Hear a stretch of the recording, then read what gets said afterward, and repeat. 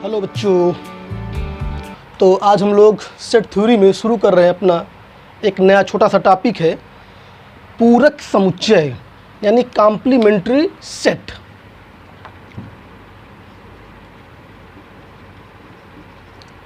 Complementary set. अच्छा, जैसे अभी तक हम बता रहे थे कि यूनियन के लिए कम से कम दो समुच्चय आपको चाहिए, यानी दो समुच्चयों का यूनियन आप निकालते थे, दो समुच्चयों का इंटरसेक्शन निकालते थे, दो समुच्चयों का सिमेट्रिक डिफरेंस निकालते थे। लेकिन यहाँ पे हम आपको बताएं कि पूरक किसी एक समुच्चय का होता है। तो हम हेडिंग इस प्रकार लिखें कि आपको हेडिंग से ही समझ में आ जाए कि हम किसकी बात करना चाहते हैं। तो हेडिंग होगी complement set of a given set. Of a given set मतलब एक सेट दिया होगा और उसका कॉम्प्लीमेंट पूछेगा। इसको अगर हिंदी में लिखें तो क्या लिखेंगे? एक समुच्चय का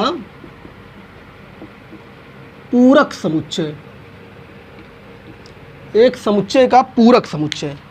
अब आपको हेडिंग से ये बात समझ में आ गई होगी कि पूरक समुच्चय निकालने के लिए एक समुच्चय दिया हो, कह दे इसका पूरक निकालिए।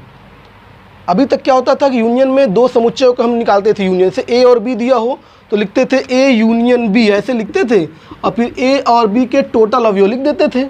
ए इंटरसेक्शन बी कहता था तो हम ए और बी के कॉमन एलिमेंट लिख देते थे, यानी वहाँ पर दो अवयवों के बीच संक्रिया लगाई जाती थी। लेकिन यहाँ पर ये जो पूरक की बात हो रही है ये एक समुच्चय के लिए ही हो जाता है।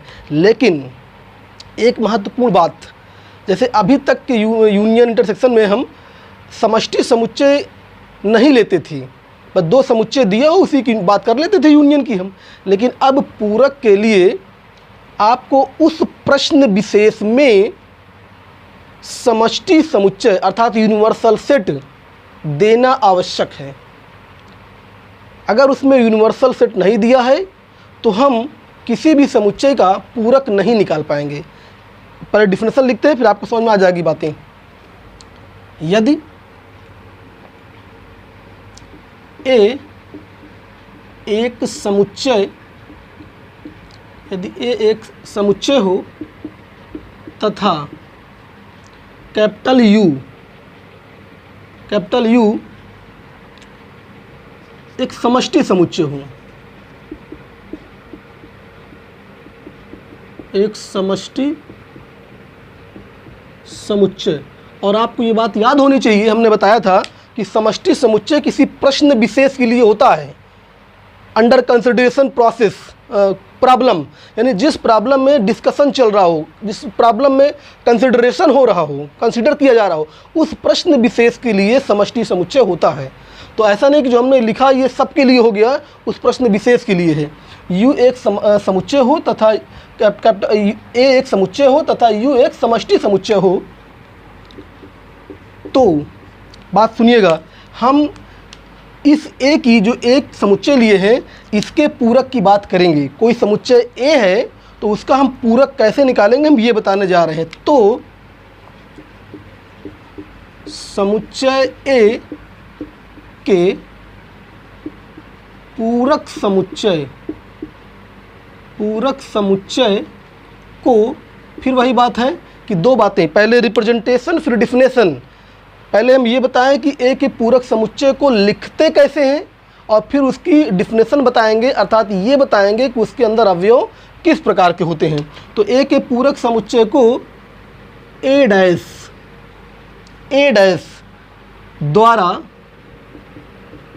द्वारा अच्छा एक नोटेशन और है, ए डैश या ए और इसके ऊपर स्मॉल छोटा सा सी लिख देते हैं, सी फॉर कॉम्प्लीमेंट। तो इसको ए कॉम्प्लीमेंट ऐसे भी पढ़ सकते हैं।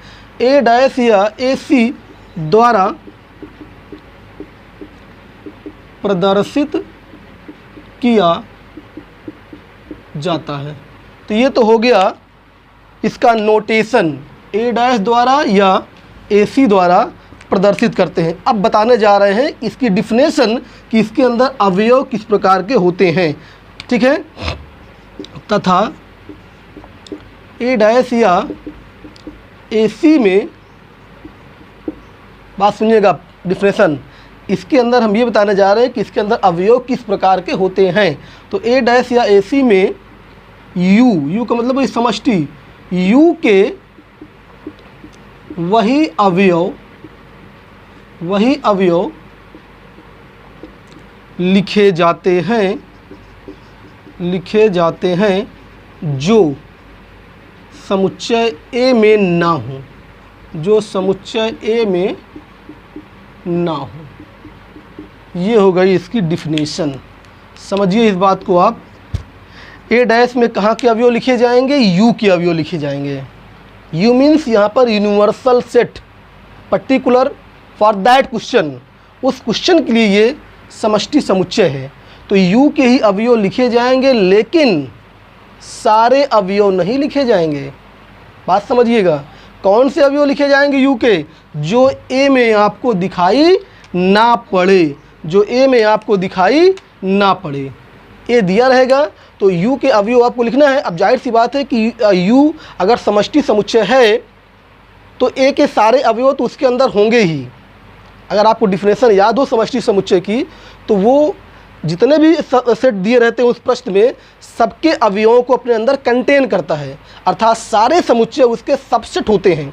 तो जाहिर सी बात है कि ए के सारे अवयव यू में आपको दिखेंगे, लेकिन जब आप ए डैश लिखना शुरू करेंगे तो यू के उन्हीं अवयवों को लिखेंगे जो ए में ना दिखे। तो अगर इसी बात को अगर हम सेट बिल्डर फॉर्म में लिखें तो क्या लिखेंगे ज़रा देखें तो, ए डैश के अंदर वही यक्स आएगा, वही एक्स होगा, वही अवयव होगा, सच दैट कि वो अवयव यू में तो हो। यू मीन्स समष्टि समुच्चय। देखिए यू को आप यहाँ पे यूनियन मत पढ़िएगा अभी, हम अभी थोड़ी देर बताएंगे कि यूनियन और समष्टि समुच्चय में लिखने में क्या अंतर होता है। हम अभी बता दे रहे हैं, नहीं कन्फ्यूजन हो जाएगा आपको। यूनियन जो होता है वो दो समुच्चयों के बीच में लगता है। जैसे ए एक समुच्चय है, बी एक समुच्चय, इसके बीच में अगर यू लिखा है कैपिटल यू, तो इसको पढ़ेंगे आप यूनियन। लेकिन ये जो समष्टि की बात होती है, समष्टि समुच्चय एक समुच्चय है, तो इसके पहले अगर बिलोंग्स टू का चिन्ह है, तो जैसे ये लिखा है ए बिलोंग्स टू ए, तो बिलोंग्स टू के बाद क्या लिखा होता है? कोई समुच्चय लिखा होता है ना। किसी ऑपरेशन के बाद, जैसे मान लीजिए इंटरसेक्शन के बाद यू लिखा है या ए लिखा है, तो आप जानते हैं किसी संक्रिया, जो भी आप union, intersection, minus, symmetric difference जो भी पढ़े हैं, अगर उसके बाद या उसके पहले यू लिखा है तब तो वो समष्टि समुच्चय होगा। और अगर बिलोंग्स टू के बाद भी लिखा है, क्योंकि कोई अवयव किससे संबंधित होता है? समुच्चय से, तो उस केस में यू क्या हो जाएगा? समष्टि समुच्चय हो जाएगा। बस इतना आप याद रखिए कि अगर दो समुच्चयों के बीच में यू लिखा है तो वो यूनियन है, और किनारे अगर लिखा है तो वो समष्टि है, या तो उस साइड या तो इस साइड जो है। ठीक है, तो जैसे यहाँ बिलोंग्स टू लिखा है तो यक्स बिलोंग्स टू, अब कोई अवयव कहाँ संबंधित होता है? किसी समुच्चय में, तो ये समुच्चय हो गया, तब यू क्या कहलाएगा यहाँ पर? समष्टि समुच्चय।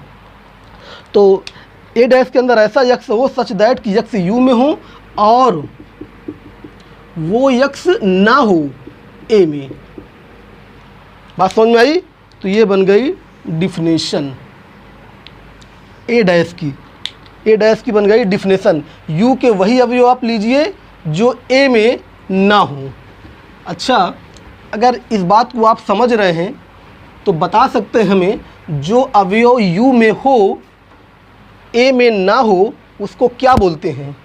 अभी तक जितना आपने पढ़ा उसके अकॉर्डिंग, जो अवयव यू में हो और ए में ना हो उसको यू माइनस ए नहीं बोलेंगे। याद करिए, ए माइनस बी में ए के वही अवयव होते हैं जो बी में ना हो। ए माइनस बी में ए के वही अवयव लिखे जाते हैं जो बी में ना हो।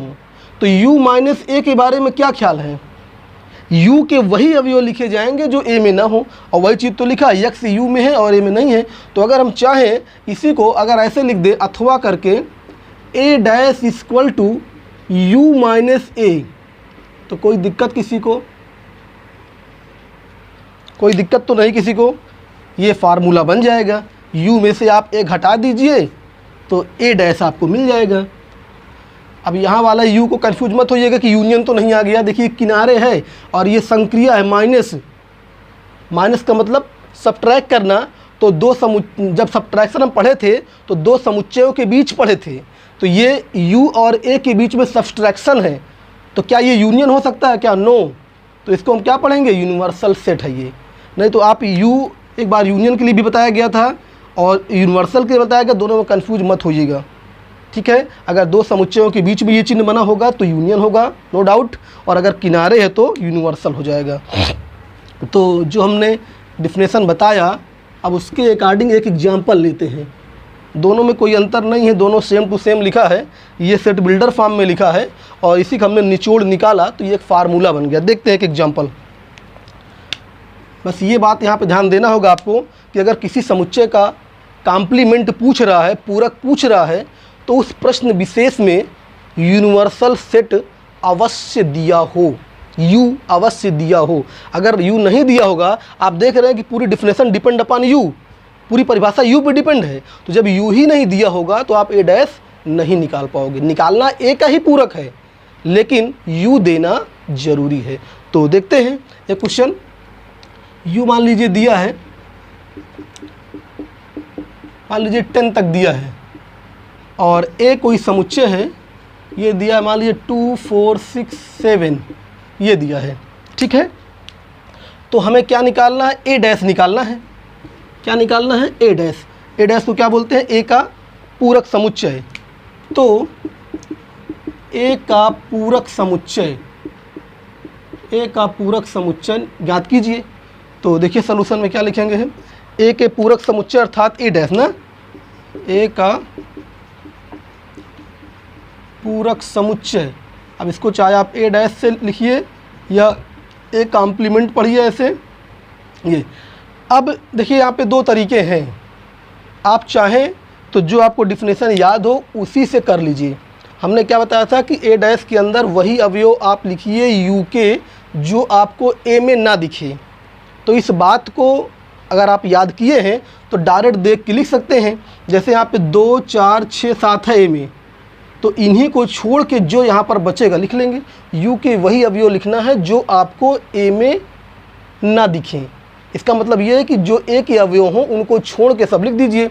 तो 1 से लेकर 10 तक में इनको छोड़ के जो बचेगा उसको लिख देंगे हम। 2 4 6 7 नहीं लिखेंगे तो 1 लिखेंगे, 2 नहीं लिखेंगे 3 लिख देंगे, 4 नहीं लिखेंगे 5 लिख देंगे, 6 नहीं लिखेंगे 7 नहीं लिखेंगे, और 8 9 10।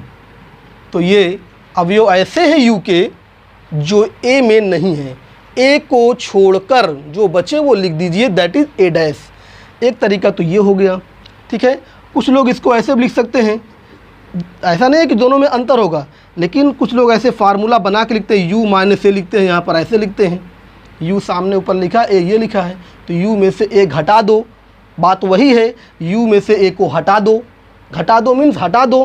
तो यू मतलब जितने भी एलिमेंट आप देख रहे हैं इसमें से 2 4 6 7 को हटाओगे तो यही तो आएगा, 1 आएगा, 3 आएगा, 5 आएगा, 8 9 10 आ जाएगा। तो ये हो गया ए डैश। चाहे आप फार्मूला लिख के ए डैश की वैल्यू लिख दें या आप डायरेक्ट अगर आप उसको उसका मतलब पता है तो लिख सकते हैं। ए डैश का मतलब होता है एक शब्द में, जैसे हमने सबको बताया था ना कि एक शब्द में यूनियन का मतलब होता है टोटल, इंटरसेक्शन का मतलब कॉमन, सिमेट्रिक डिफरेंस का मतलब होता है अनकॉमन, ए माइनस बी का मतलब होता है प्योर ए, बी माइनस ए का मतलब प्योर बी। वैसे ए डैश को अगर समझना चाहें आप छोटी सी परिभाषा, तो ए डैश का मतलब होता है ए के अतिरिक्त, ए के अतिरिक्त यानी ए को छोड़कर जो आपको ए दिख रहा हो बस उसी को छोड़ दीजिए। जिसका पूरक निकालना है उसी को छोड़ दीजिए। ए का पूरक निकालना है तो ए को छोड़ दीजिए, जो बचे लिख लीजिए। बी का पूरक निकालना होगा, अगले एग्जांपल मान लीजिए आएगा, बी डैश निकालना होगा तो बी को आप छोड़ दीजिएगा। बात समझ में आई? जिसका पूरक निकालना हो उसी को आप छोड़ के जो बचे लिख लीजिए। तो ये एक समझने के लिए हमने बता दिया आपको। अब जो परिभाषा आपने देखा, एग्जाम्पल देखा, इसी की मदद से हम कुछ बातें नोट करके लिखवाने जा रहे हैं, ज़रा ध्यान दीजिएगा। एग्जाम्पल मिटा दिया, नहीं आपको उसी को दिखाने के लिए फिर से लिख देते हैं। यू में क्या सा था? 1 से लेकर 10 तक था, और ए में हमने क्या लिया था? 2 4 6 7 लिखा था ना, और ए डैश कितना आ गया था? 1 3 5 8 9। शायद यही एग्जाम्पल रहा होगा, या ना भी रहा होगा तो कोई दिक्कत नहीं है। 1 3 5 8 9 10 भी हो जाएगा ना, 10 भी आ जाएगा इसके अंदर। तो एग्जाम्पल थोड़ा दिखाते हैं तो आपको ज़्यादा समझ में आता है, इसलिए इसको सामने लिख दिए हैं। अब कुछ बातें देखिए हम नोट करके लिखवाने जा रहे हैं। जैसे अभी तक लिखवाते थे यूनियन में होने का मतलब क्या होता है, ना होने का मतलब क्या होता है, वैसे यहाँ बताने जा रहे हैं। जैसे नोट नंबर फर्स्ट, यदि यक्स ए में है, x belongs to A, x A में है तो बताइए क्या वो ए डैश में होगा। अगर आपको परिभाषा क्लियर याद है, अभी थोड़ी देर पहले बोले थे कि ए डैश में कौन सा एलिमेंट होता है, ए के अतिरिक्त। तो जो ए में है इसका मतलब वो ए डैश में हो ही नहीं सकता, उसको छोड़ के लिखते हैं। तो अगर यक्स आपने ए में देखा तो अर्थात इम्प्लाई यक्स आप नहीं देख सकते ए डैश में। दोनों अलग अलग चीज़ें, एग्जाम्पल सामने लिखा आप देख लीजिए, जो ए में दिखा होगा वो ए डैश में ना दिखा होगा आपको। परिभाषा ही ऐसी है कि ए डैश में ए के अलावा लिखा जाता है, और इसका उल्टा भी सही है। अगर यक्स आपको ए डैश में नहीं दिखा है, देख लीजिए, तो वो ए में अवश्य दिखा होगा। X not belongs to A dash then implies x belongs to A. लेकिन ये बात ऐसा नहीं है कि वो कोई भी अवयव के लिए है। बार बार बोल रहे हैं कि उस पर्टिकुलर प्रश्न में जो समष्टि समुच्चय दिया होगा उसी के अंदर की बात हो रही है। नहीं आप यहाँ कह दें कि यहाँ पे 11 तो नहीं दिख रहा तो यहाँ दिखना चाहिए, ये बात में आ सकता है कि x not belongs to A dash, यानी ये डैश में अगर कोई एलिमेंट नहीं है तो फिर ए में सर बोल रहे हैं कि होना चाहिए, तो यहाँ पर ए डैश में देखिए 11 नहीं दिख रहा तो फिर वहाँ होना चाहिए। ऐसा नहीं है।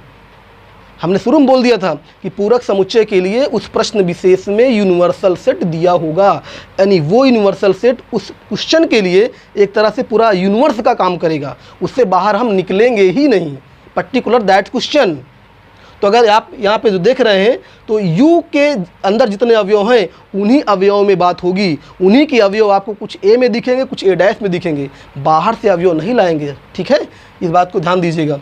नोट नंबर सेकंड में हम क्या लिखें, ये तो होने का मतलब हो गया, अगर ए में है तो इसका मतलब क्या है। दूसरा, अगर मान लीजिए कोई अवयव ए में नहीं है, अगर कोई अवयव ए में नहीं है तो जाहिर सी बात है वो ए डैश में लिख देंगे हम, यही तो परिभाषा है। जो ए में ना हो वही लिखते हैं ए डैश में, तो ये यक्स ए में ए डैश में हो जाएगा और इसका विलोम भी सकते हैं। ठीक है, तो ये कुछ बातें हैं, और हम देखिए कुछ बातें आपको बताना चाहते हैं। ये दो तो अभी तक वैसे थी जो हम अभी तक लिख रहे थे कि होने का मतलब क्या होता है, ना होने का मतलब होता है क्या होता है। अब दो बातें वेरी इंपॉर्टेंट, तो उसको हम अलग से लिख देते हैं, स्पेशल नोट करके बना देते हैं उसको। जरा देखिएगा तो आपके सामने सब लिखा है, ए भी लिखा, ए डैश भी लिखा है। ज़रा बताइए तो ए और ए डैश को अगर हम मिला दें, यहाँ पर समुच्चय में मिलाने का मतलब जोड़ना नहीं होता है, नहीं तो आप बीच में प्लस का चिन्ह बना दें। हम संक्रिया आपको बता चुके हैं, क्या कहीं पर हमने आपको प्लस चिन्ह बताया था कि ए और बी को जोड़ दीजिए। यहाँ पर मिलाने का मतलब होता है यूनियन करना। तो आप देखिए एग्जाम्पल आपके सामने है, ए और ए डैश को अगर मिलाइए, आप खुद मिलाइए, ए यूनियन ए डैश, ज़रा करके देखिए कितना आएगा, पूरा का पूरा यू के बराबर हो जाएगा, पूरे के पूरे यू के बराबर हो जाएगा। ठीक है, तो ए यूनियन ए डैश बराबर हो जाएगा यू। अच्छा देखिए यहाँ पर भी यू दिख गया, यहाँ पर भी यू, लेकिन आप कंफ्यूज नहीं होंगे। आपको अगर कॉन्सेप्ट क्लियर है तो आप इसको यूनियन पढ़ेंगे, इसको यूनिवर्सल पढ़ेंगे, लेकिन फिर भी हमने अंतर दिखाने के लिए यूनिवर्सल के लिए हमने यहाँ पर थोड़ा सा डिज़ाइन चेंज कर दिया यू का। ये यूनियन है, यू यूनिवर्सल है। ठीक है, तो नोट नंबर फर्स्ट ये मिला कि अगर आप ए में ए डैश को मिला देंगे तो पूरा यूनिवर्स के बराबर हो जाएगा, होना भी चाहिए। बात समझिए, ए कोई समुच्चय अगर दिया है तो आप ए डैश में क्या लिखने जाते हैं, सोचिए तो ज़रा, ए डैश में क्या लिखने जाते हैं, यू में यू के वही अवयव लिखेंगे जो ए को छोड़ने के बाद बचते हैं। जैसे हम इसको अलग से समझाएं, 1 2 3 से लेकर पूरा एलिमेंट लिख के दिखाएं आपको हम,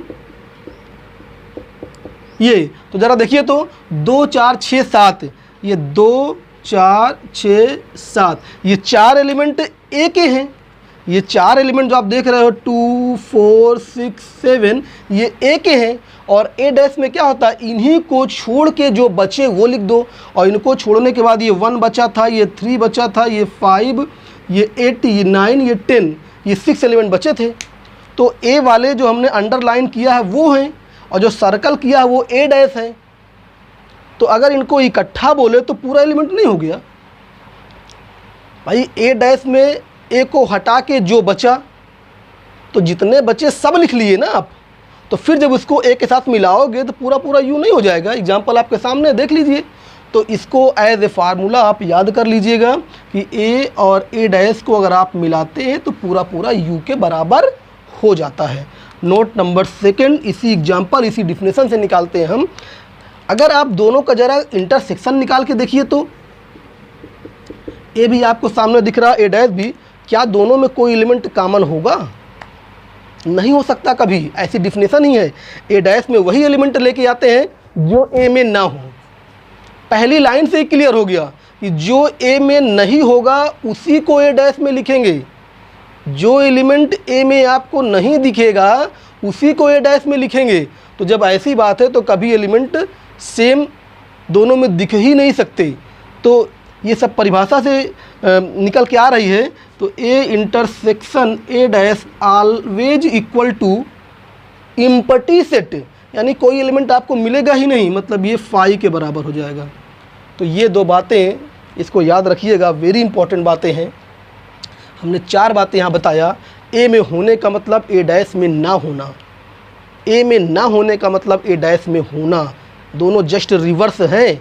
जैसे अगर आपको याद हो तो हमने बताया था इंटरसेक्शन और सिमेट्रिक डिफरेंस में, हम आपको याद दिला दें, ए इंटरसेक्शन भी हमने बताया था, ए सिमेट्रिक भी बताया था। जैसे हमने कहा था कि ये दोनों एकदम रिवर्स हैं, जो इसमें होगा उसमें नहीं हो सकता, जो इसमें नहीं हो सकता उसमें हो जाएगा। तो सेम यहाँ पर भी ए और A dash also just reverse process है। ये जो इसमें होगा वो उसमें नहीं होगा, जो उसमें होगा वो इसमें नहीं होगा, ठीक है ना। तो ज़रा बताइए, जब ये दोनों जस्ट रिवर्स थे तो हमने इन दोनों को डिसजॉइंट बोल दिया था ना, तो इसका मतलब यहाँ पर भी ए और ए डैश भी ऑलवेज डिसजॉइंट। हमने कहा था ना कि 2 एग्जाम्पल वहाँ बताए थे, हमने कहा और एग्जाम्पल आगे आता रहेगा। तो ये भी एक डिसजॉइंट सेट का एग्जाम्पल हो गया। कौन? A and A dash. तो इसको भी हम लिख दें नोट नंबर 3 में, ये ए इंटरसेक्शन ए डैश बराबर 5। तो इसी से क्या निष्कर्ष निकला कि ए तथा ए डैश सदैव डिसजॉइंट, डिसजॉइंट को हिंदी में क्या बोले थे? विसंगीत समुच्चय। ए तथा ए डैश सदैव डिसजॉइंट सेट होते हैं। तो इसका मतलब ये हुआ कि डिसजॉइंट के आप 3 एग्जाम्पल अब तक प्राप्त कर चुके हैं। कौन कौन बताया था हमने? ए माइनस बी तथा B minus A intersection B तथा ए सिमेट्रिक डिफरेंस बी, और तीसरा जी ए तथा ए डैश, ठीक है। तो ये हो गया पूरक समुच्चय। कोई डाउट किसी को? पूरक समुच्चय के लिए यूनिवर्सल देना ज़रूरी है। और जो हमने अभी 2 बातें लास्ट में लिखा था, थोड़ा सा इसको एक बार और सिंपल भाषा में समझाने का प्रयास करें। हमने क्या कहा था कि ए और ए डैश को अगर आप मिलाएं तो पूरा पूरा समष्टि के बराबर हो जाए। ए डैश का नाम क्या था? ए का पूरक समुच्चय, ए का पूरक समुच्चय। तो जो हम बोलने जा रहे हैं किसी बुक में आप नहीं पाएंगे, ये ऐसे अपना एक ट्रिक बता रहे याद करने का। ए डैश को आप ये समझ लीजिए, ए डैश का मतलब कि ए का पूरक समुच्चय, अर्थात अगर ए में ए डैश को मिला दें तो पूरा हो जाए, पूरा करने वाला, कंप्लीट करने वाला। ए का पूरक अगर ए डैश है तो इसका मतलब ये है कि ए में ए डैश को मिला देंगे तो पूरा कंप्लीट हो जाएगा। कंप्लीट का मतलब यहाँ पे यूनिवर्सल सेट से मतलब है, पूरा पूरा यूनिवर्सल सेट मिल जाएगा। तो पूरक समुच्चय मीन्स ये समझ लीजिए आप कि पूरा करने वाला, पूरा का मतलब कंप्लीट, यानी कंप्लीट करने वाला। तो ए को ए में क्या मिला दे कि कंप्लीट हो जाए? कंप्लीट का मतलब यूनिवर्सल, यहाँ पे कंप्लीट का मतलब उस पर्टिकुलर क्वेश्चन के लिए कंप्लीट का मतलब यूनिवर्सल सेट। तो ए में क्या मिला दें, ए में क्या मिला दें कि पूरा हो जाए? ए में क्या मिला दे कि पूरा हो जाए, ए डैश। बी में क्या मिला दे कि पूरा हो जाए, बी डैश। इसलिए आप अपनी बोलचाल में अपने समझने के लिए इसको पूरक समुच्चय का मतलब पूरा करने वाला भी कह सकते हैं। ए का पूरक ए डैश मतलब ए को पूरा कर देगा। ए में ए डैश को मिला दीजिए, पूरा हो जाएगा। पूरा का मतलब यहाँ पे कंप्लीट यूनिवर्सल सेट हो जाएगा। ठीक है, तो ए में ए डैश को मिलाएंगे तो पूरा हो जाएगा, लेकिन दोनों में कोई कॉमन नहीं है। A intersection A dash always equal to 5। ठीक है, और union always equal to complete. Complete in the sense universal set. तो मिलाने पे पूरा हो जाता है, लेकिन कॉमन कुछ नहीं होता है। तो ये हो गया पूरक समुच्चय के बारे में। ठीक है, तो आज की क्लास यहीं पे समाप्त करते हैं। आगे नेक्स्ट क्लास। धन्यवाद।